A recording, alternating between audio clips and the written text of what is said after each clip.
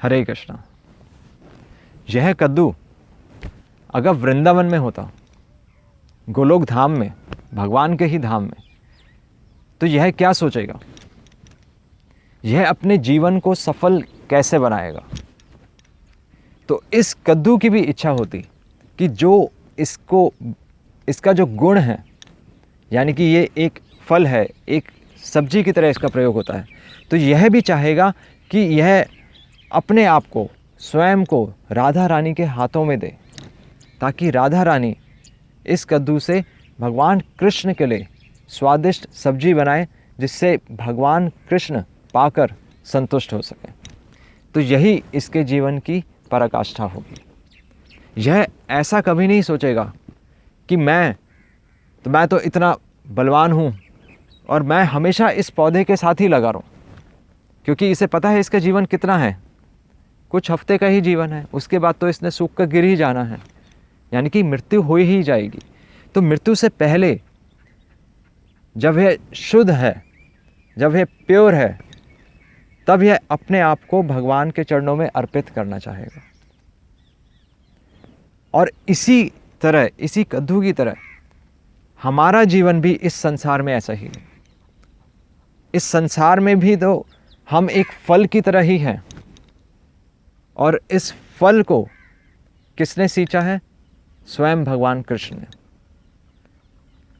हमने तो डिसाइड नहीं किया था कि हम कहाँ पैदा होंगे, हमने तो ऐसा नहीं सोचा था कि हमारा ये शरीर होगा, हमने अपनी बुद्धि नहीं सोची थी कि हमारी ऐसी बुद्धि होगी। ये सब किसने दिया है? ये सब भगवान कृष्ण ने ही व्यवस्थित किया है।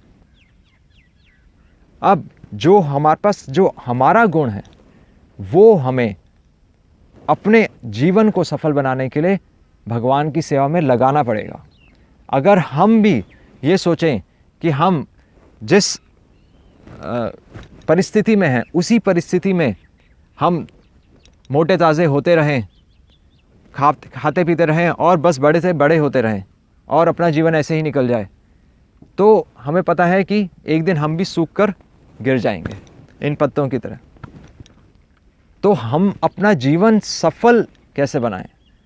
जो हमारा जो गुण है, यानी कि भगवान ने जो हमें चेतना दी है, जो हमें बुद्धि दी है, उस बुद्धि से हमें अपने बारे में ना सोचकर, क्योंकि हमारा जीवन तो सीमित है, पर अपने जीवन से भगवान का मिशन हम अगर उसमें कुछ मदद कर सकें, तो वो हमारे जीवन की पराकाष्ठा होगी।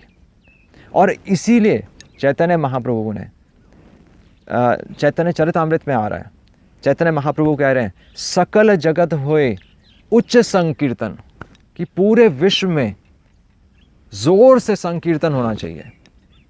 शुनिया प्रेम वेशे नाचे, और उस संकीर्तन को सुनकर शुनिया प्रेम वेशे, प्रेम के आवेश में आकर नाचे।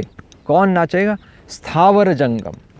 शुनिया प्रेम वेशे नाचे स्थावर जंगम, कि जो चल और अचल वस्तुएं हैं, यानी कि जीव जंतु और पेड़ पौधे भी, यहाँ तक सभी उस संकीर्तन को सुनकर प्रेम के वश में नाचेंगे, गाएंगे।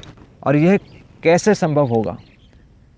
यह हमारे माध्यम से ही तो संभव होगा। ये पेड़ पौधे थोड़ी चलकर भगवान के नाम का प्रचार करेंगे, या कोई जीव जंतु, कोई जानवर थोड़ी भगवान के नाम का प्रचार करेगा। हमें ही भगवान के नाम का प्रचार करना है। और किस प्रकार करना है, ये चैतन्य महाप्रभु कह रहे हैं, उच्च संकीर्तन। हरे कृष्णा कृष्ण कृष्ण हरे हरे, हरे राम राम राम हरे हरे। हमेशा जो कीर्तन होता है, जो भगवान का नाम लिया जाता है, माला पे भी अगर हम नाम लेते हैं तो ज़ोर से लिया जाता है, उच्च संकीर्तन, ताकि जो स्थिर जो जीव जंतु हैं, जैसे ये पेड़ पौधे, तो ये भी भगवान का नाम सुनकर ये भी तर सके, इनका भी जीवन सफल हो सके। और संकीर्तन मतलब हम माला अकेले नहीं करते। तो जब हम सुबह मंगल आरती के बाद जब हम माला अपनी करते हैं, तब वो माला हम किसके साथ में करते हैं? शुनिया प्रेम वेशे नाचे स्थावर जंगम। तो ये पूरी सृष्टि, एक्चुअली अगर आप ध्यान से देखें, पूरी सृष्टि भगवान का गुणगान कर रही होती है। जब सुबह की जो चांदनी होती है तो वहाँ जो चंद्रमा है वो भगवान का गुणगान कर रहा होता है। जब सूर्यदेव प्रकट होते हैं, जो सूरज की किरणें होती हैं वो भगवान का गुणगान कर रही होती हैं। तो हम उन्हीं के माध्यम से वही चीज़, सूरज की किरणें, सूर्यदेव, वही चीज़ भगवान को अर्पित करते हैं और भगवान का धन्यवाद करते हैं कि आपने हमें आज का नया दिन दिया है। ये नया दिन नहीं, ये हमारा नया जीवन ही है। 24 घंटे का नया जीवन है।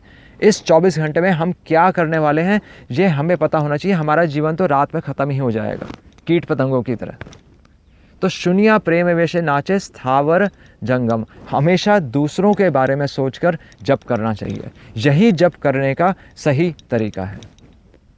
हरे कृष्णा। श्रील प्रभुपाद की जय।